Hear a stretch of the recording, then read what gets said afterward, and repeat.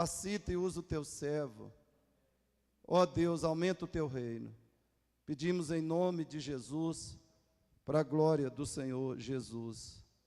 Amém.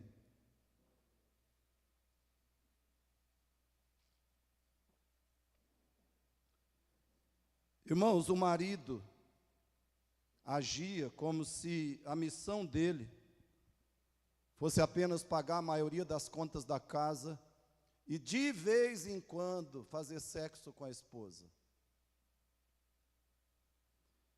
E a esposa, por sua vez, ficou anos extravasando a sua frustração com algumas pessoas ao telefone.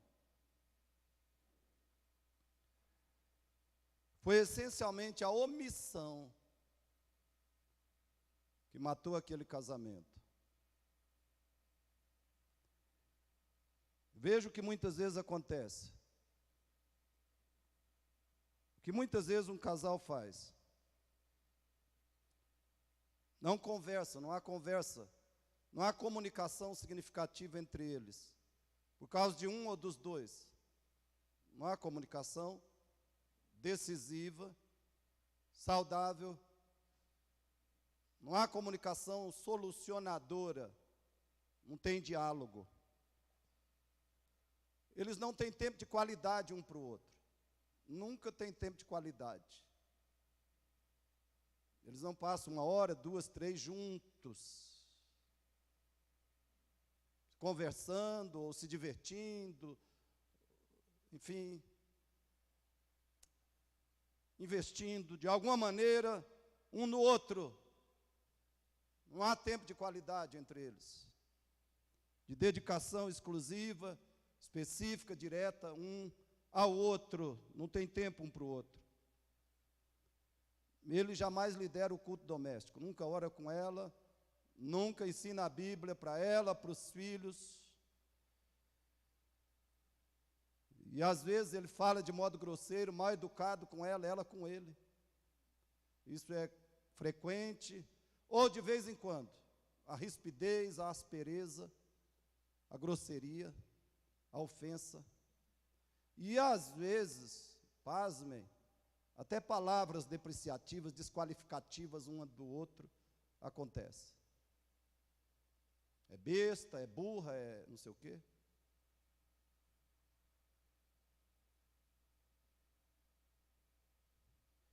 E nunca nenhum pede perdão um para o outro. Nunca há quebrantamento de coração verdadeiro e pedido sincero de perdão. E o hábito irritante, às vezes um tem um hábito irritante e fala com o outro, mas o irritador nunca muda. Ele sempre continua com aquele hábito irritante.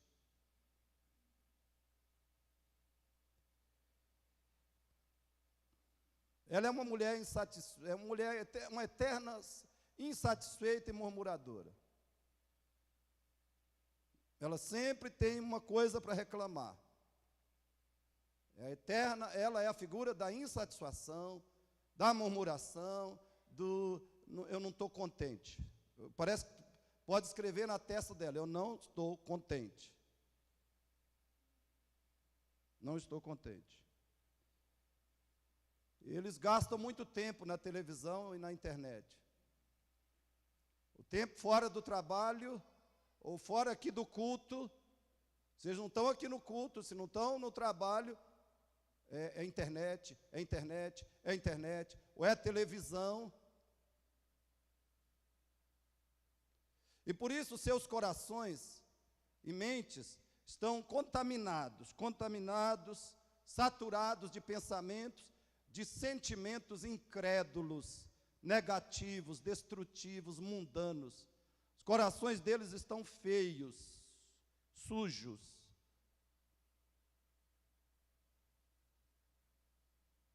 Nenhum dos dois tem um hábito de orar, de fato.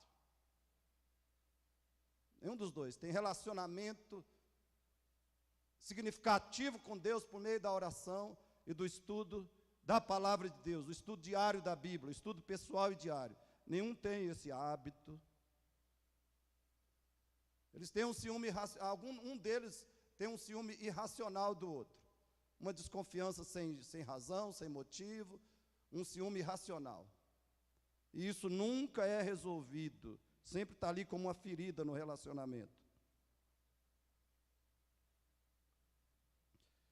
Um deles, ou os dois, de vez em quando está fazendo uma insinuação indecente, uma conversinha indecente com alguém do sexo oposto. Sempre está falando algo que não devia. O marido com outra mulher, a mulher com outro homem, sempre alguma conversinha indecente, infiel. Uma atitude de infidelidade. Às vezes até uma mensagem na internet que ele não devia mandar para aquela mulher.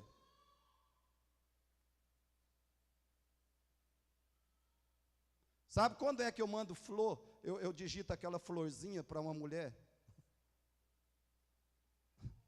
Era o dia do aniversário dela, e eu fico assim ainda pensando ainda.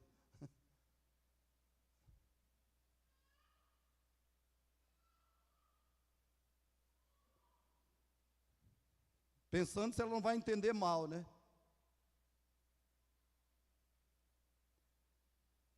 Os dois faltam muito aos cultos. Faltam muito. Por que faltam muito?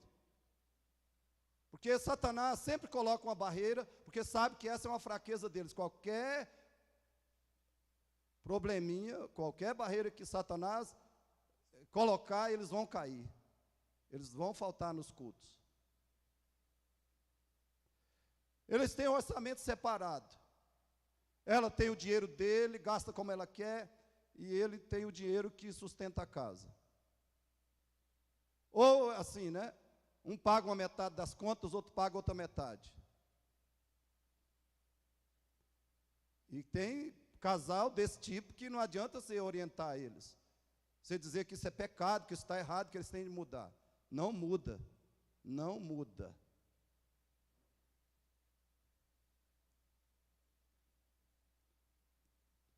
Houve adultério?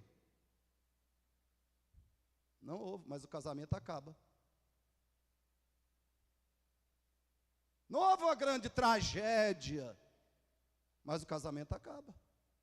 Por causa disso e outras coisinhas, entre aspas.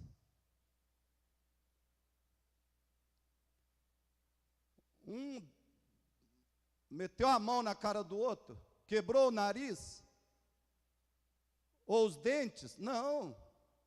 Mas o casamento acaba. Teve boletim de ocorrência? Não teve boletim de ocorrência. Mas o casamento não resiste.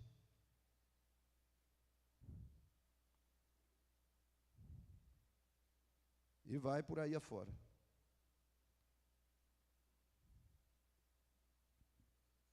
Queridos, com a palavra vitória nesse tema, eu estou me referindo, sobretudo, à obediência a Deus por parte do casal.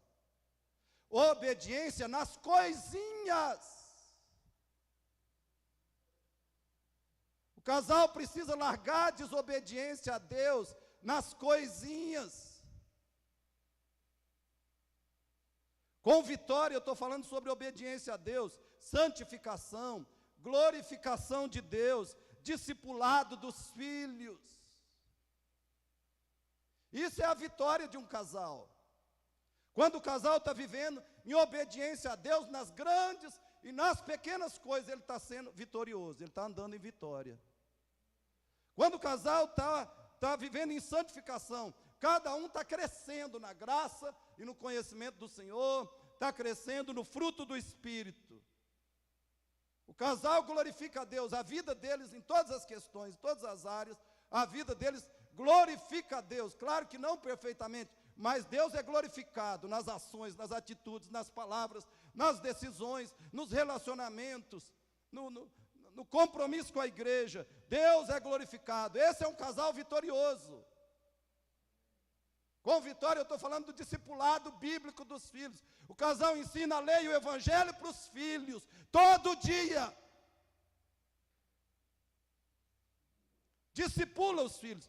Ensina os filhos a conhecerem a Deus, a amarem a Deus, a obedecerem a Deus.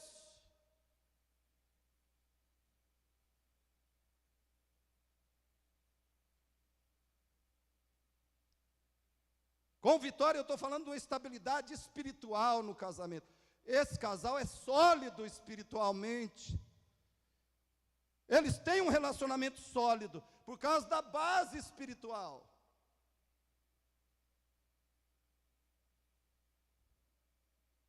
Então essa vitória essencial vai trazer todas as outras vitórias para o casal. Essa vitória espiritual vai trazer todas as outras vitórias. Mas antes de falarmos da vitória, precisamos dessa vitória de modo específico. Como é que ela acontece? De modo constante? Nós precisamos mencionar pelo menos os motivos gerais. Já falei de motivos específicos. Nós precisamos mencionar pelo menos os motivos gerais das derrotas dos casais em todos os tempos. Quais são os motivos gerais de derrotas de casais, de casamentos em todos os tempos, de destruição de casamento, ou de casamento ruim? Quais são os motivos? Em primeiro lugar, vamos ver isso. Motivos da derrota de um, fale comigo, por favor. Motivos da derrota de um casal. O que acontece? O que eles fazem? Eles creem e fazem o que jamais deveriam. Esses são os motivos da derrota de um casal. O resumo, a frase é essa. O resumo dos motivos é esse. Eles creem e fazem o que jamais deveriam fazer. Gênesis 3, 1 a 19. Irmãos, o que você faz de coração, querido, o que você faz de coração é o que você realmente crê. Você pode dizer que crê em todos os artigos da teologia e da fé bíblicas. Eu creio em todos os artigos, eu creio na Trindade, eu creio nisso, eu creio naquilo. Mas o que você crê de fato é o que você faz de coração. A nossa fé sempre se expressa em ações, em atitudes, em palavras, em coisas que nós fazemos, coisas que nós não fazemos. A fé é o compromisso do nosso coração. E nós fazemos sempre aquilo que é o compromisso do nosso coração. Então o casal sofre derrotas porque eles creem em algumas coisas e eles fazem isso, porque é isso que eles creem. Onde está o teu tesouro, estará o teu coração. Onde está o seu pecado, ou aquilo que você faz, está a sua fé. É naquilo que você crê. Então, o que eles fazem? Vamos ver o que eles creem através do que eles fazem. Em primeiro lugar, fale comigo. Eles desconfiam da palavra de Deus e a desobedecem.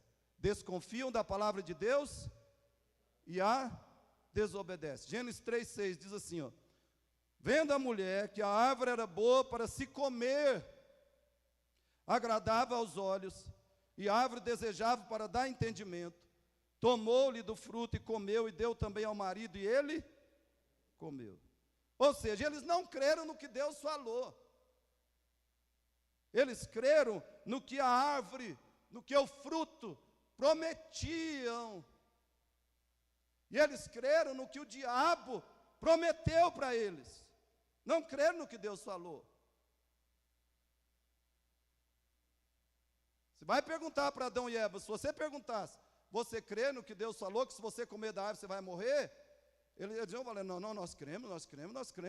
Claro que nós cremos. Deus é verdadeiro e seja todo homem mentiroso. Mas na prática eles não creram. O que você crê é aquilo que você faz. Gênesis 2,17.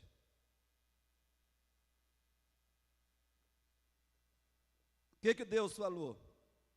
Mas da árvore do conhecimento do bem e do mal não comerás, porque no dia em que dela comeres, certamente morrerás.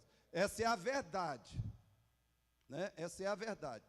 Se eles crescem na palavra de Deus, se eles crescem na verdade, eles não tinham feito o que fizeram. Mas por que eles desobedeceram? Qual é a causa disso? Incredulidade. Incredulidade. Na palavra de Deus. Eles creram de fato, de verdade, no que a serpente falou. Mas quanto à palavra de Deus, o que os levou a agir assim foi a incredulidade, a rebelião, o egoísmo e o orgulho. Querido, sempre que você fizer algo contrário ao que Deus disse, você está sendo incrédulo, rebelde, idólatra.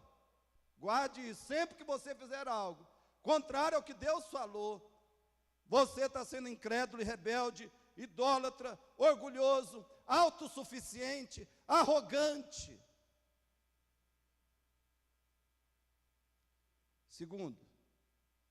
Segunda causa da derrota de um casal, juntos. Segundo motivo, a esposa é insubmissa a Deus. A esposa é insubmissa a Deus e ao marido. Gênesis 3:6b. Fale comigo. Tomou-lhe do fruto e comeu. E deu também ao marido e ele comeu. Olha bem, ela comeu, ela deu e ele comeu. Note que Eva tomou a posição de liderança e comando no relacionamento. Agora é ela que está na liderança. Agora é ela que está no comando. Quando a serpente lhe fez as sugestões, a serpente veio em cima dela com as suas argumentações, ela não foi lá perguntar para Adão: Adão, a serpente falou isso, isso e aquilo, o que você acha? O que você me orienta a fazer? O que você me aconselha, Adão? Você é o líder aqui, você é o governante aqui, você é a autoridade sobre mim. Olha, a serpente falou isso, mas eu devo fazer o que a serpente falou? Eu devo pegar da árvore? Será que a serpente está falando a verdade mesmo? Ela está falando? O que você acha, Adão? Me orienta aí, me aconselha aí, me lidera. Exerce sua autoridade, exerce seu governo sobre mim. Ela não falou nada disso, ela já pegou, já comeu, já levou para ele já comeu. E talvez ela até falou assim: Adão, come aí, sabe por quê? Olha, a serpente falou, vai ser uma maravilha. Então ela está na liderança agora, ela está no comando. E essa é a causa da ruína de muitos casais. Uma esposa desobediente se tornou a líder do casamento, da família, e o marido, o seu seguidor. Uma esposa incrédula, uma esposa insensata, uma esposa desobediente, se tornou a líder do casal, a líder da família, e o marido só o seu seguidor.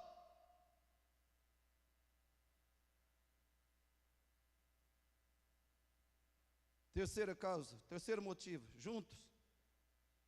O marido é omisso ou negligente em sua liderança da família e não protege a esposa e filhos do pecado. Vamos falar de novo? O marido é omisso ou negligente em sua liderança da família, em sua autoridade, em seu governo, ele não exerce isso e não protege a esposa e filhos do pecado. Gênesis 3, verso 6, parte final. E ele comeu. Ele adotou a mesma posição, irmãos, a mesma posição passiva e omissa da maioria dos maridos de hoje, dos maridos da igreja. Ele sabia que Eva não devia estar na liderança, que ele não devia seguir a liderança dela, especialmente porque ela estava absolutamente errada. E ele sabia que aquele fruto não devia ser comido. Então o que ele devia ter feito? Ele devia ter dito: não, Eva, não. Isso vai ultrajar a Deus, e vai matar a mim, você e nossos filhos.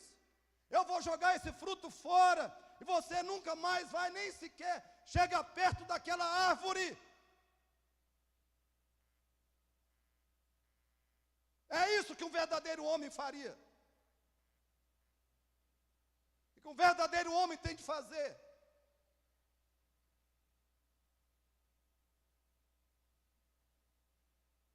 Eu não vou comer. Eu vou jogar fora. Você nem mais chegue perto daquela árvore.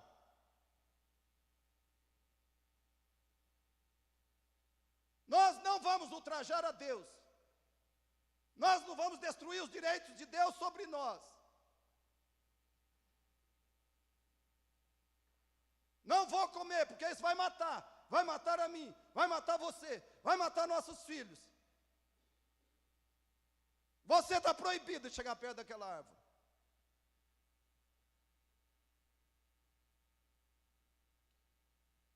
Um caso semelhante, chega a esposa, o cara chega para a esposa, para a mulher, né? E faz uma propostinha. O que você acha? Entra aí no carro. Eu conheço um motel aqui perto. O que a esposa faz imediatamente? Você está louco, cara, sai fora. E olha, eu não quero mais conversa com você, não. E chega imediatamente, já conta para o marido. Conta imediatamente para o marido. E o marido falou, ó, acabou sua amizade com ele, você nem vai mais conversar com ele. E se for membro aqui da igreja, ele vai chegar e contar para o pastor e para o conselho.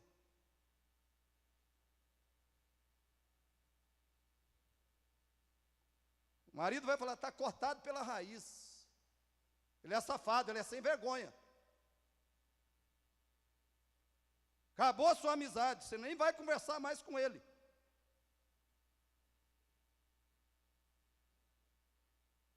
Irmãos, maridos precisam, entre outras coisas, maridos precisam de duas coisas. Primeiro, conhecimento claro da palavra de Deus. E Adão sabia que todo marido precisa de conhecimento claro da palavra de Deus para cumprir a sua missão. E segundo, marido precisa de coragem. Coragem para dizer não para a esposa e para os filhos. Ou dizer sim para a esposa e filhos, sempre conforme a palavra de Deus. Casamentos são destruídos, são enfraquecidos. Casamentos ficam frustrados. Porque maridos não conhecem a palavra. Ou conhecem, mas são omissos. Não tem coragem de dizer para a esposa não e sim, na hora que tem que dizer conforme a Bíblia.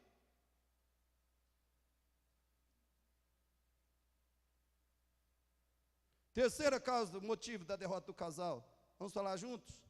O pecado não fica sem consequências automáticas. Toda causa tem efeitos. Toda semente produz frutos.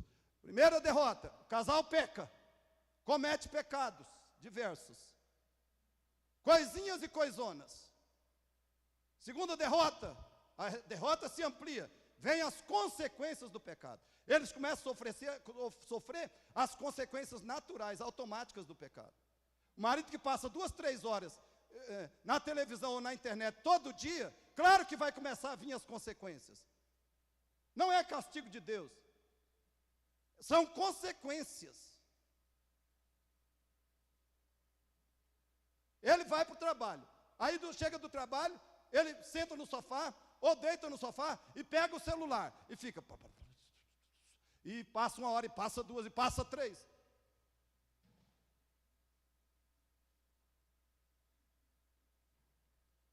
Toda semente tem fruto. Leia comigo, se você puder, na sua Bíblia. Gênesis 3, 7 a 10. Gênesis 3, 7 a 10. Juntos. Abriram-se, então, os olhos de ambos. E percebendo que estavam nus. Primeira consequência, inadequação. Inadequação. Cozeram folhas de figueira e fizeram cintas para si. Segunda consequência, solução humanista, antropocêntrica, totalmente inútil. 8. Quando ouviram a voz do Senhor Deus que andava no jardim, pela viração do dia, esconderam-se da presença do Senhor Deus, o homem e sua mulher, por entre as árvores do jardim. Terceira consequência, tentativa inútil de fugir de Deus, ou de evitar Deus. Não adianta, você não vai fugir. Salmo 139. Você pecou, você vai ter que enfrentar Deus, de um jeito ou de outro. Tanto que logo imediatamente Deus veio e falou: Adão, vem cá. Você não vai escapar não, meu filho. Não adianta, você não vai esconder de Deus. Terceira consequência, tentativa inútil de fugir de Deus ou de evitá-lo. No verso 9, leia comigo. E chamou o Senhor Deus ao homem e lhe perguntou: onde estás? Aí, ó. Fugiu? Verso 10. Ele respondeu: ouvi a tua voz no jardim, porque estava nu, tive medo, me escondi. Quarta consequência, ruína emocional. A nossa ruína emocional vem do pecado, irmão. Não adianta buscar recursos seculares, humanistas. Só Deus tem recurso e cura e remédio para a nossa ruína emocional. Só Deus. Mas essas consequências que eu citei, elas são apenas amostras das terríveis e diversas consequências do pecado no ser humano. Essas aqui são só amostras das consequências. Elas são inúmeras e absolutamente desastrosas e trágicas. A história da humanidade tem comprovado isso. Por exemplo, leia Atos 5, 1 a 11 depois. Você verá que o pecado ou pecados continuados de um casal, você vai ver onde é que vai levar. Aonde o pecado ou pecados continuados de um casal vai levá-lo. Atos 5, 1 a 11. Quinto motivo da ruína, da derrota. Juntos, o casal tenta transferir a culpa ou responsabilidade um para o outro, e até mesmo para o diabo e Deus. Mas isso não funciona. Até Deus entrou na culpa aqui, você viu? Se você não viu, vamos ver. Gênesis 3, 12 a 13. 12 a 13, leia comigo. Então, disse o homem: a mulher que me deste por esposa, ela me deu da árvore, e eu comi. Disse o Senhor Deus à mulher: que é isso que fizeste? Respondeu a mulher: a serpente me enganou e eu comi. Adão, a mulher, a culpa é dela. Que me deste? A culpa é do Senhor também. Disse o Senhor Deus à mulher: que é isso que fizeste? Respondeu: a serpente. Olha bem, até Deus entrou na culpa. Mas o diabo aqui, irmãos, era o menos culpado. Eu quero que Deus não tenha absolutamente culpa nenhuma. E depois, Satanás, dos três, é o menos culpado. Eu quero que você entenda isso, guarde isso. Esse é um lembrete importante. O diabo é sempre a causa secundária da nossa derrota. A causa primária é o nosso pecado, ou seja, somos nós mesmos. Satanás é sempre a causa secundária do nosso pecado. A causa primária somos nós. É o nosso coração, é o nosso pecado, é a nossa incredulidade, a nossa idolatria, a nossa cobiça, a nossa arrogância, a nossa autossuficiência, a nossa autodivinização. Eu quero ser Deus. Essa é a causa primária do nosso pecado, da nossa derrota, do nosso sofrimento. Não adianta ficar colocando culpa no diabo. Ele sempre vai ser culpado, mas e daí? Ele vai para o inferno e acabou. Não adianta colocar a culpa nele. E Deus falou resistir ao diabo e ele fugirá de vós. Então, a culpa somos nós, culpados somos nós. Os principais. Irmão, a única coisa que funciona no pecado não é ficar colocando culpa, transferir culpa. Isso só aumenta a derrota. A única coisa que funciona quando nós pecamos é arrependimento, confissão e abandono do pecado. Transferir culpa é mais um motivo da derrota. Ficar transferindo culpa.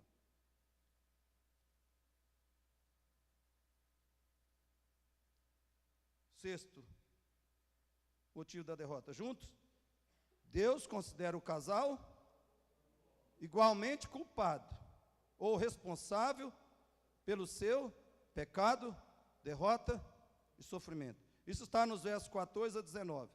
Deus não isentou nem Adão, nem Eva, nem a serpente. Deus disse: a culpa é de todo mundo. Não vem com historinha para cima de mim.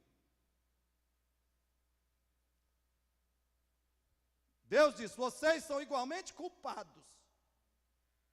Adão, você não é inocente. Eva, você também não é inocente. Para com essa história. E você, serpente, olha aqui o que vai sobrar para você.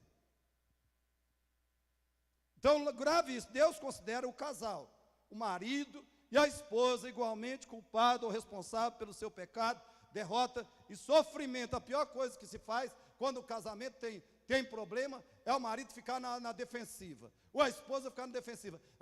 É só acusação. Eu não tenho culpa, não. Aliás, é isso que impede muitas vezes de casamento ser curado, ser restaurado. O orgulho. Eu não quero admitir a minha culpa, a minha responsabilidade. Eu não quero admitir que o problema também está em mim. A hora que isso for reconhecido, de coração, de verdade, já tem um passo para a vitória. Então, nos versos 14 e 19, você vai aprender isso. Deus não isentou nem Adão, nem Eva, nem a serpente. Sétimo motivo da derrota de um casal. Juntos, o casal pode receber castigos designados diretamente por Deus. Pode receber castigos designados diretamente por Deus. Versos 14 a 19. Esse foi o que nós vimos. No caso do primeiro casal, foi inevitável. No caso do primeiro casal, Deus designou os castigos. Deus designou os castigos. E muitas vezes, irmãos, isso tem acontecido com inúmeros outros casais na história. Deus designa castigos pelos seus pecados. Deus envia castigos diretos, específicos. Vem da mão de Deus, pelo pecado do marido, pelo pecado da esposa. E esse castigo pode ser disciplinar ou pode ser condenatório. O castigo disciplinar visa restaurar. O castigo condenatório visa destruir. Mas Deus manda um ou outro.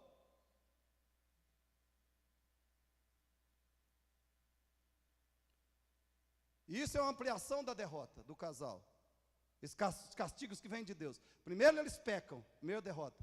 O pecado. Segunda forma da derrota.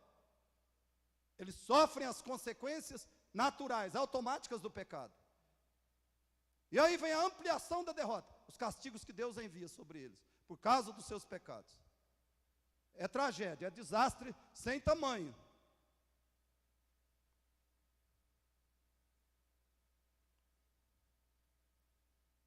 Queridos, uma coisa que nos traz, a única coisa que nos traz verdadeira derrota é o pecado. Lembre disso. A única coisa que nos traz verdadeira derrota é o pecado. Então, analise o seu casamento. Analise o seu casamento. Examine bem o seu relacionamento conjugal. Existem pecados que você está cometendo por ações ou omissões. Existem pecados que você está cometendo, pecados por ações ou omissões que você está praticando.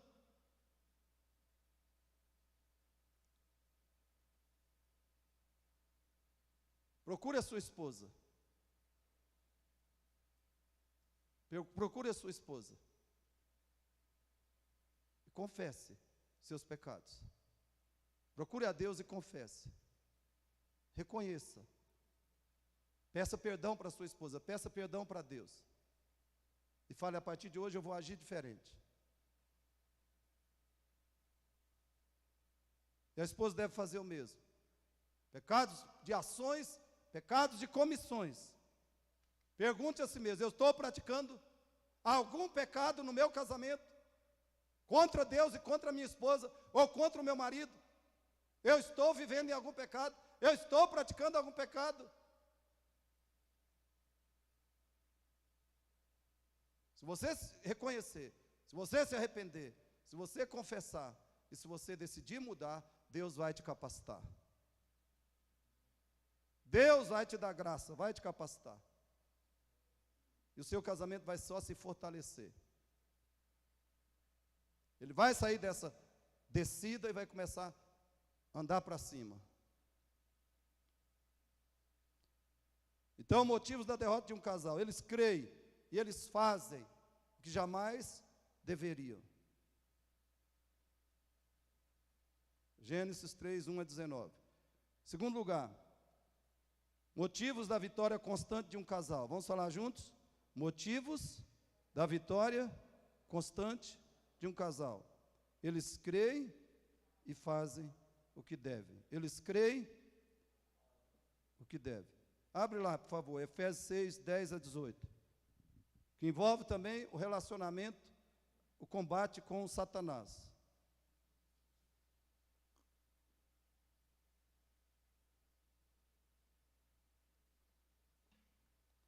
Efésios 6, 10 a 18.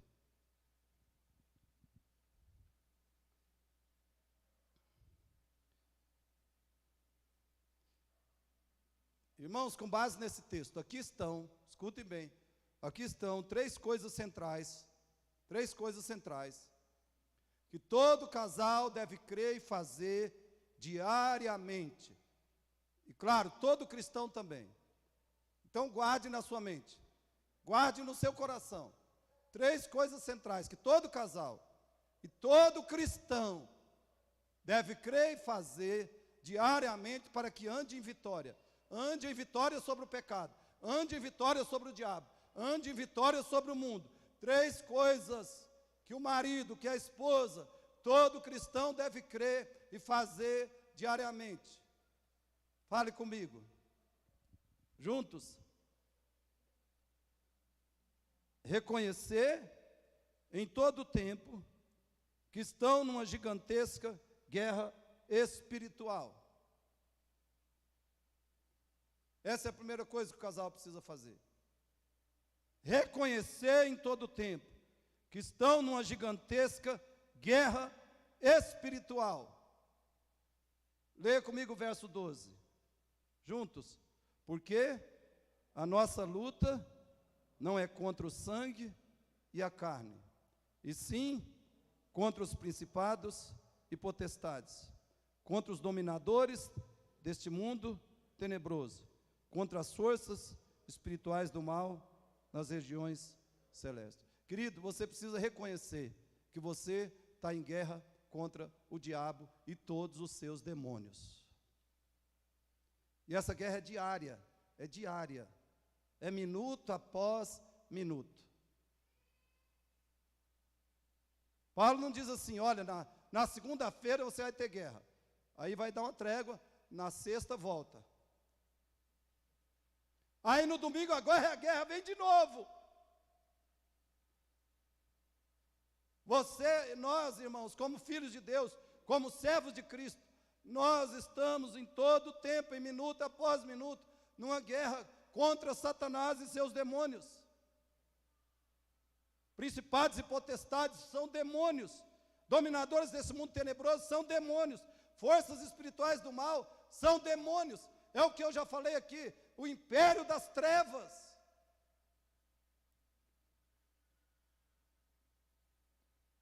Se você não admitir essa guerra, você já está ou será derrotado.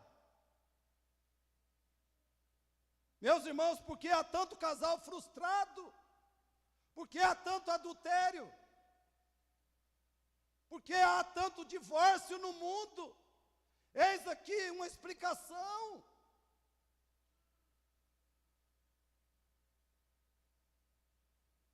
Você pode não querer a guerra, mas isso não adianta nada. Os demônios vêm.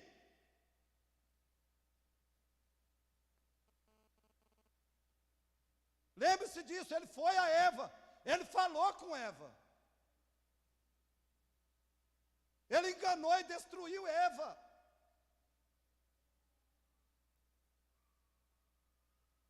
E Eva nem tinha pecado ainda. Ele foi a Cristo. Cristo não tinha pecado. E quando a Bíblia diz que ele se afastou de Cristo, foi por tempo oportuno apenas. O diabo e os demônios vêm, irmãos, contra nós. Infelizmente eles vêm. E nós precisamos estar numa posição firme, sólida, para combatermos e vencermos. Por isso, qual é a segunda coisa que o casal deve crer e fazer? Se fortalecer no Senhor. Se fortalecer. Verso 10. Leia comigo. Quanto ao mais, sede fortalecidos no Senhor e na força do seu poder. Então, o diabo vem, os demônios vêm. A batalha é constante, é intensa, é inevitável. O que é que eu e você temos que fazer? Soldados despreparados, soldados fracos, soldados desarmados. Só tem uma coisa que vai acontecer com eles: vão ser liquidados. Por isso Paulo está falando, se fortaleçam no Senhor, na força do seu poder. A força, você não tem a força. Jesus Cristo é o único que tem por você. Ele tem a força para você, Ele tem o poder para você. Ele tem a capacidade para você. Então pare com desculpas, pare com pretextos. Se fortaleça no Senhor e na força do seu poder. Irmãos, isso só acontece, se fortalecer no Senhor do cristão, só acontece pela prática dos meios de graça. A prática dos meios de graça, a oração, o estudo pessoal da Bíblia, os livros reformados, a Santa Ceia e o abandono de coisas carnais. É assim que você vai receber a força de Deus, o poder de Deus, a capacitação de Deus para resistir o diabo, para fugir das paixões da carne, para repreender demônios, para não cair nas ciladas, nas tentações deles. Você tem que fazer um uso constante, diário, dos meios de graça. Oração, estudo da palavra, pregações bíblicas, livros reformados, a igreja, comunhão, muita comunhão com a igreja, Santa Ceia, abandono de coisas carnais.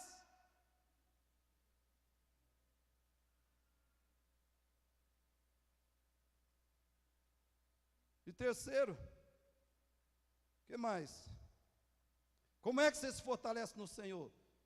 Essa é a terceira forma também de se fortalecer. Tomar toda a armadura de Deus. Quais são os motivos da vitória de um casal?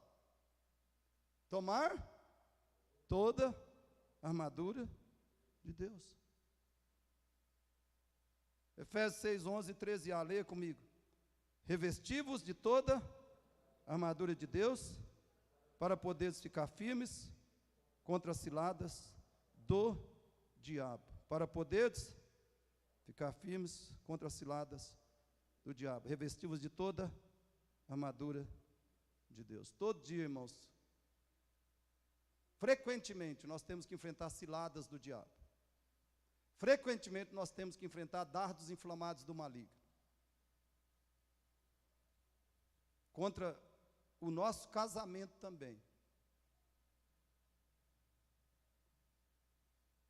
Verso 13a. Portanto, tomai toda a armadura de Deus. Isso é tão importante que Paulo repete 2 vezes o que nós temos que fazer, para que possais resistir no dia mau. Irmãos, veja o que é e como tomar a armadura de Deus. Veja o que é e como tomar. Guarde no coração, espero que você guarde e pratique. Primeiro, o Espírito Santo está dizendo para mim e para você, como vencer. Como um casal vive em constante vitória. Formas específicas, atitudes específicas, providências específicas que o casal toma. Juntos, vivam com absoluta verdade. Fale a verdade um com o outro. Fale a verdade um com o outro. Fale a verdade com Deus. Fale a verdade com o próximo. Seja absolutamente verdadeiro. Verso 14a. Cingidos com a verdade. O Espírito Santo está falando. Somente pensem a verdade. Pensem o que é verdade. Falem o que é verdade. Façam o que é verdade. É a primeira arma. É a primeira peça da armadura. Sejam absolutamente verdadeiros em todas as coisas. Segundo, em todo o tempo, creio na sua justificação pela fé e ajam com justiça. Se firmem, inabalavelmente, fiquem firmes, pisem firmes nessa rocha, nesse fundamento, a sua justificação pela fé. Eu sou justificado pela justiça de Cristo. E hajam com justiça. Verso 14, parte B, couraça da justiça. Queridos, cada um de nós precisa se perguntar em todo momento, isso que eu vou falar é justo? Isso que eu vou fazer com essa pessoa é justo? Ou isso que eu vou deixar de fazer é justo? Couraça da justiça. Você toma posse daquela convicção, daquela realidade. Eu sou justificado. Eu estou revestido da justiça de Cristo. A justiça de Cristo me pertence. Eu sou justo pela fé e pela graça de Deus. Aí você tem fortaleza, você tem base segura para enfrentar Satanás e os demônios. E em todo tempo você fala e age com justiça. Terceiro, vivam todo o tempo confiados no que Cristo é, fez, faz e fará por vocês. É isso que o Espírito Santo está falando. Como é que você diariamente enfrenta Satanás, resiste os demônios, expulsa os demônios, você fica livre, você escapa das ciladas do diabo, escapa dos dardos inflamados do maligno. Vivam em todo o tempo confiados nisso. O que Cristo é para você. O que Ele fez por você. O que Ele ainda faz por você. O que Ele fará por você. O Evangelho. Se agarrem firmemente nisso. Coloque os seus pés nessa rocha. Verso 15. O Evangelho da paz. Evangelho da paz.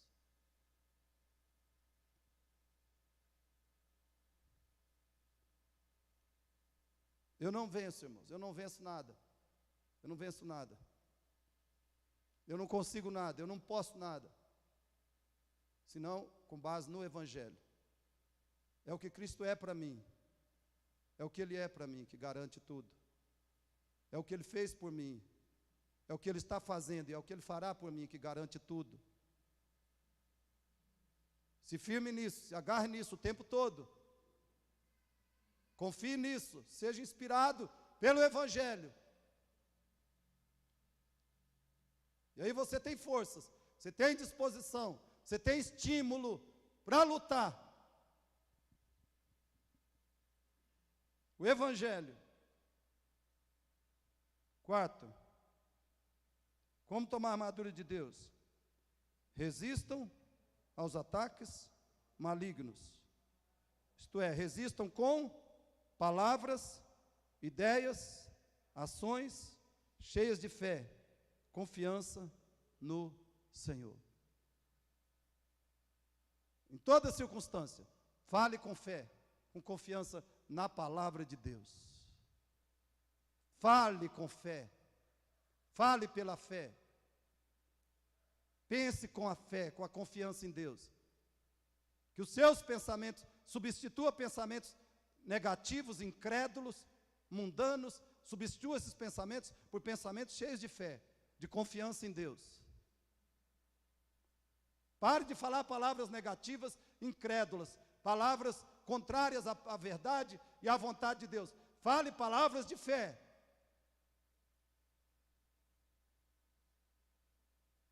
E substitua ações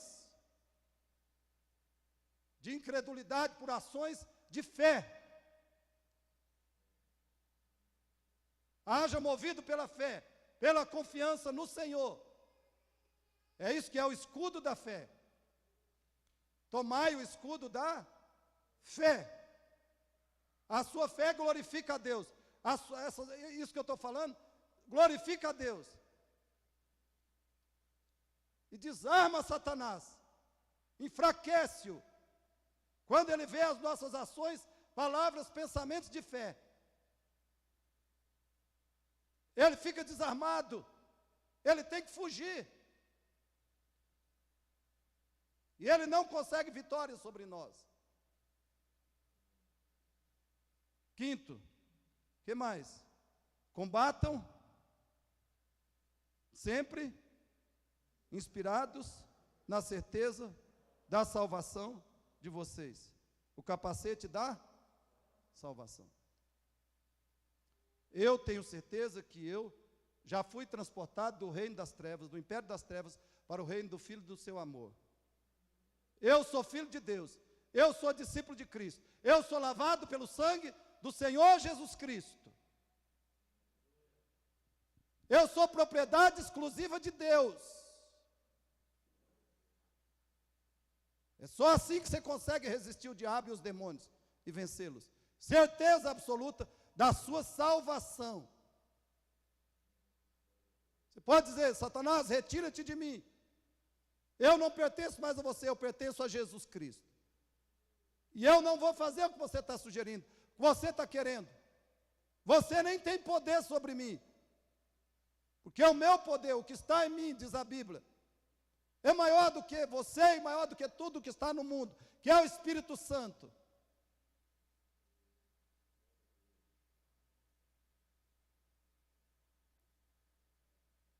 Agora, irmãos, vejam o que eu estou falando.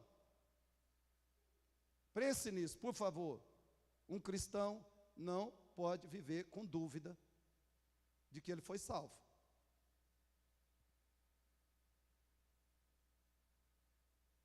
Se você for em dúvida que você foi salvo, isso vai ser uma vantagem para o diabo sobre você.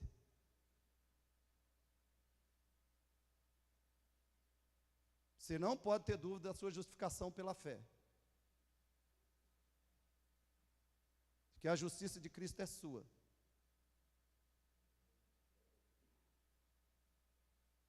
Você não pode ter dúvida do que Cristo é, fez, faz e fará por você. Você não pode ter dúvida do que o Evangelho fez na sua vida. E você não pode ter dúvida que você foi salvo. Senão você não vai vencer. Você vai ficar sendo levado por sentimentos, pensamentos, circunstâncias. E vai ficar ansioso, vai ficar deprimido, vai ficar desanimado e vai ser derrotado.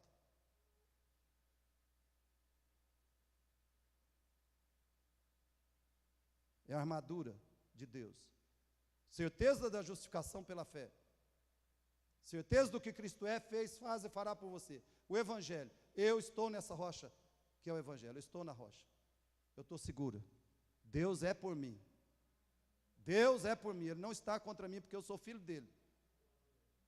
Eu sou salvo. Eu tenho a salvação. Então, capacete dá a mente cheia da certeza da salvação. E sexto, Fale comigo. Pratiquem e apliquem a palavra de Deus em toda circunstância e desafio. Pratiquem e apliquem a palavra de Deus em toda circunstância e desafio. Verso 17b. A espada do Espírito. A espada do Espírito. Sempre fale o que Deus é para você. O que a Bíblia diz que Deus é para você? É a espada do Espírito. Aplique isso. Deus é isso para mim. Deus é meu escudo. Deus é meu libertador. Deus é meu auxílio. Deus é meu socorro. Deus é minha salvação. O que Davi fez? Salmo 27, verso 1. Deus é a minha luz e a minha salvação. De quem terei medo? Deus é a fortaleza da minha vida. A quem temerei? Quando malfeitores me sobrevêm, meus opressores e inimigos, eles é que tropeçam e caem.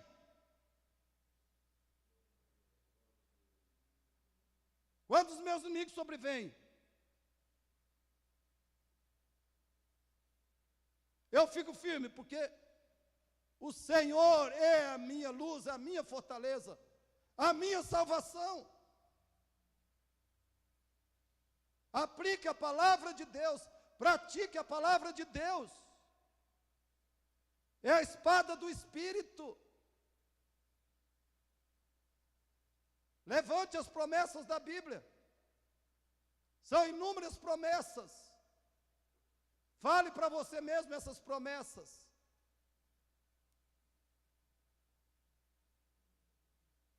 E haja conforme essas promessas. No caso dos casais, obedeçam o ensino bíblico sobre o casamento. Por exemplo, pratique a missão do marido, pratique a missão da esposa. Irmãos, um casal precisa conhecer especificamente, cada vez mais, de modo detalhado. O casal precisa conhecer princípios de um casamento verdadeiro, de um casamento bíblico, de um casamento sólido, de um casamento realmente cristão. O casal precisa conhecer e pôr isso em prática. É a espada do Espírito.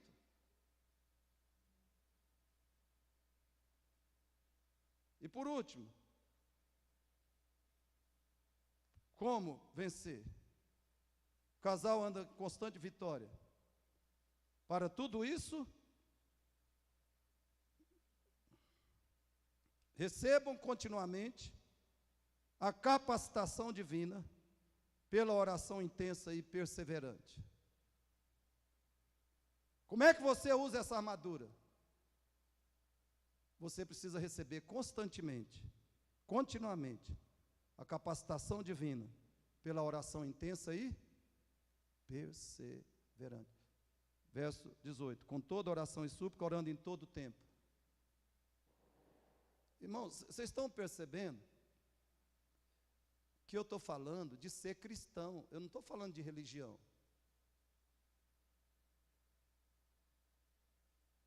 Eu não estou falando, por que os casais caem? Por que os casamentos se deterioram? E os divórcios acontecem? Porque as pessoas vêm à igreja, ouvem a pregação, tomam a Santa Ceia e pronto, eles pensam que está tudo garantido. Eu estou falando de ser cristão, de viver o cristianismo, meus queridos.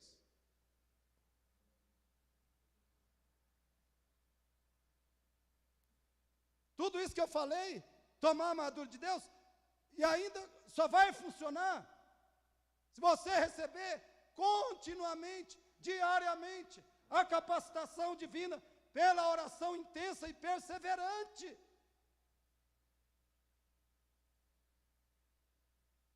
Verso 18, com toda oração e súplica, orando em todo o tempo no Espírito, para isso vigiando, com toda perseverança e súplica, por todos os santos. É cristianismo prático, não é teoria, não é viver assim, eu creio, eu acredito, eu fui na igreja hoje.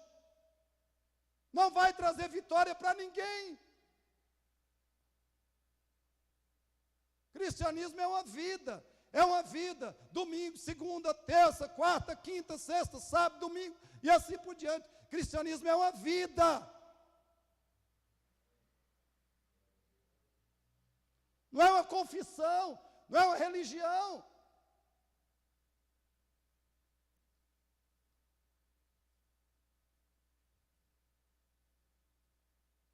Que resultados terão? Concluindo. Que resultados terão os casais que tiverem essa vida espiritual? Que resultados eles terão? O texto fala: primeiro, ficarão firmes contra as ciladas do diabo. Ficarão firmes contra as ciladas do diabo. Ou seja, eles terão cada dia um casamento mais sólido. Um casamento e um lar cada dia mais sólidos. Eles ficarão firmes contra as ciladas do diabo. Nenhuma cilada do diabo vai amarrá-los, vai aprisioná-los, vai destruí-los. Verso 11, parte B. Ficarão firmes contra as ciladas do diabo. Segundo resultado que eles terão: resistirão no dia mau. Resistirão. Vai vir a pior tribulação que vier, qualquer tribulação. A pior que vier, a mais terrível, eles suportarão, eles aguentarão tudo. Eles vencerão, eles superarão, porque eles estão revestidos da armadura de Deus. Eles ficarão firmes, eles resistirão no dia da pior tribulação. Resistirão. O casamento não vai ficar abalado, nem sequer abalado. Quanto mais ser destruído, eles resistirão no dia mau. Quarto resultado: eles vencerão tudo. Vencerão tudo, verso 13b. Ou seja, eles superarão toda crise, toda tribulação, todo sofrimento, toda dor, toda tentação. Eles superarão, vencerão. Esse casal vai ser modelo para os demais. Vai ser modelo. Modelo do que é um casal cristão, do que é um marido cristão, do que é uma esposa cristã. Eles vencerão. Verso 13, parte B. E eles permanecerão inabaláveis, até o dia que Deus leve um ou outro. E no dia do velório vai ter alguém falando: este foi um marido assim, assado, maravilhoso. E essa foi uma esposa que foi um modelo de esposa para mim. Permanecerão inabaláveis. Inabaláveis. Eu estou falando para vocês aqui, irmãos, hoje, por que casamentos acabam e por que casamentos são sólidos. Simplesmente estou falando isso.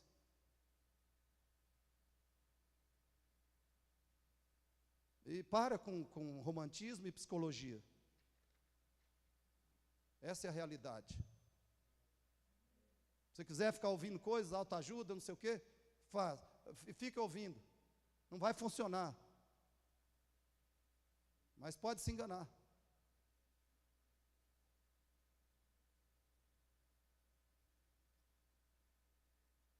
Eu faço minhas, então, as palavras de Deuteronômio 30, 19. Escute aí.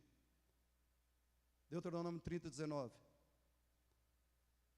Os céus e a terra tomo hoje por testemunhas que eu te propus a vida e a morte, a bênção e a maldição. Escolhe, pois, a vida, para que vivas, tu e a tua descendência. Querido, o que eu estou propondo para você aqui hoje, como marido, como esposa, e você que será marido, você que será esposa, e para os seus filhos, o que eu estou propondo para você aqui hoje é a vida e a morte, a bênção e a maldição. Escolhe, pois, a vida, escolhe, pois, a bênção, para que vivas tu e a tua descendência.